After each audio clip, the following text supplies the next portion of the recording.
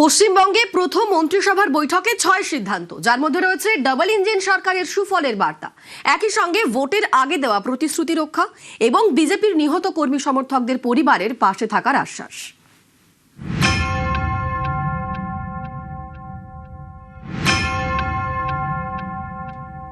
প্রথম ক্যাবিনেটে ৬টা সিদ্ধান্ত নিয়েছি। বাংলা ডবল ইঞ্জিন সরকারের পথ চলা শুরু। ভয় নয়, ভরসার প্রতিশ্রুতি দিয়ে পশ্চিমবঙ্গে ক্ষমতায় এসেছে বিজেপি। সোমবার নবান্নে মন্ত্রিসভার প্রথম বৈঠকে সেই ভরসা বজায় রাখারই বার্তা দিলেন মুখ্যমন্ত্রী শুভেন্দু অধিকারী। প্রধানমন্ত্রীর ইচ্ছে পূরণ থেকে নির্বাচনী প্রতিশ্রুতি পালন, ডবল ইঞ্জিন ফর্মুলায় অনুপ্রবেশ মুক্ত বাংলা গড়ার উদ্যোগ থেকে দলীয় কর্মীদের পাশে থাকার বার্তা। মন্ত্রিসভার প্রথম ৬ সিদ্ধান্তে এই সবকিছুই ছুঁয়ে গেলেন মুখ্যমন্ত্রী শুভেন্দু অধিকারী।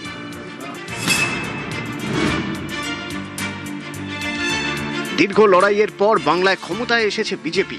পদ্ম শিবিরের দাবি, এই লড়াইয়ের জন্য প্রাণ দিতে হয়েছে বহু কর্মী সমর্থককে। এদিন নিহত সেই সব দলীয় কর্মীদের পরিবারের পাশে থাকার বার্তা দিয়েই সাংবাদিক বৈঠক শুরু করলেন মুখ্যমন্ত্রী শুভেন্দু অধিকারী। এটাই তাঁর মন্ত্রিসভার প্রথম সিদ্ধান্ত।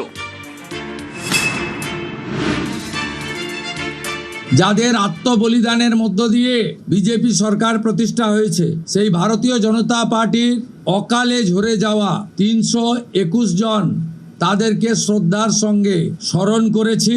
তাদের পরিবারের প্রতি এই সরকার দায়বদ্ধ।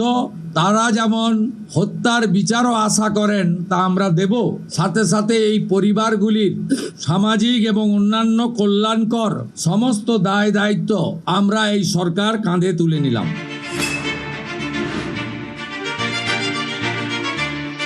ছাব্বিশের নির্বাচনে তৃণমূলের বিরুদ্ধে বিজেপির সব থেকে বড় অস্ত্র ছিল অনুপ্রবেশ ইস্যু। প্রধানমন্ত্রী থেকে কেন্দ্রীয় স্বরাষ্ট্রমন্ত্রী প্রত্যেকে বারবারই অভিযোগ করেছেন, তৃণমূল সরকার জমি দেয়নি বলেই বাংলাদেশের সঙ্গে পশ্চিমবঙ্গের যে দীর্ঘ সীমান্ত রয়েছে তার সব জায়গায় কাঁটাতার দেওয়া সম্ভব হয়নি। প্রথম মন্ত্রিসভার বৈঠকে সিদ্ধান্ত হয়েছে, বাংলাদেশ সীমান্ত সুরক্ষিত করতে সোমবার থেকেই বিএসএফ এর হাতে জমি তুলে দেওয়ার প্রক্রিয়া শুরু। ৪৫ দিনের মধ্যে বিএসএফ কে জমি হস্তান্তর করা হবে। আগের সরকারের অনিচ্ছাতে বিশেষ ভোটারদের বাঁচানোর জন্য, অভারতীয় অবৈধ অনুপ্রবেশকারীদের বাঁচানোর জন্য তারা ভূমি দপ্তরকে কাজ করতে দেয়নি এবং মহামান্য কলকাতা হাইকোর্টের নির্দেশও অমান্য করা হয়েছে। আমরা ল্যান্ড ডিপার্টমেন্টকে আজ থেকেই রেডি থাকা জমি হস্তান্তর করতে শুরু করেছি। বঙ্গজয়ের পরই প্রধানমন্ত্রী ঘোষণা করেছিলেন, প্রথম মন্ত্রিসভার বৈঠকেই বাংলায় আয়ুষ্মান ভারত চালু করা হবে। সোমবার সেই পথেই হাঁটলেন মুখ্যমন্ত্রী শুভেন্দু অধিকারী। মাননীয় প্রধানমন্ত্রী নরেন্দ্র মোদীজি তিনি বলেছিলেন, প্রথম ক্যাবিনেট মিটিংয়ে আমরা আয়ুষ্মান ভারতে যুক্ত হব। আমরা আয়ুষ্মান ভারতে যুক্ত হলাম। পশ্চিমবঙ্গে ডাবল ইঞ্জিন সরকারের কাজ শুরু। কেন্দ্রের সমস্ত প্রকল্পের সুফল এবার মিলবে পশ্চিমবঙ্গে।